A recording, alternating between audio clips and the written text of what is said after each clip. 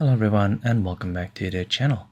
Now in this video, we'll take a look at how to fix your Marvel Rivals DirectX 12 not being supported on your system ever. Now there are a few things that we can go ahead and do so for this. The first one is just go ahead and make sure that your latest OS or your drive, so that would mean for you to go ahead and check if there are any Windows updates available. The other thing you can go ahead and do is to check your GPU driver is up to date.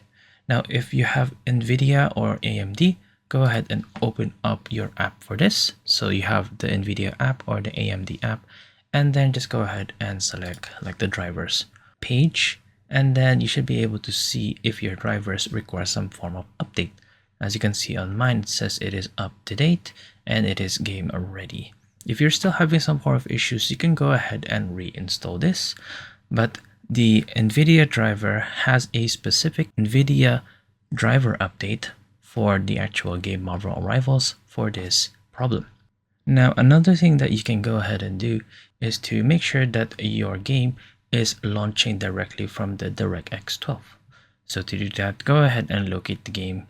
Go ahead and click on the cog or the manage settings right here. And then we're going to go to properties. Now you should be able to see this launch options. There is an advanced way where we can go ahead and force the either DirectX 12 or DirectX 11 to run on your system. So if you want this to run on DirectX 12, all you need to do is to type this in. So it's -DX12. Go ahead and close it and then go ahead and play the game.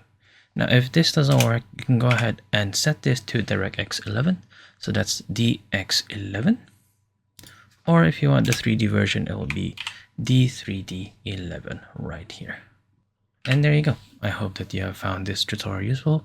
See you guys next time.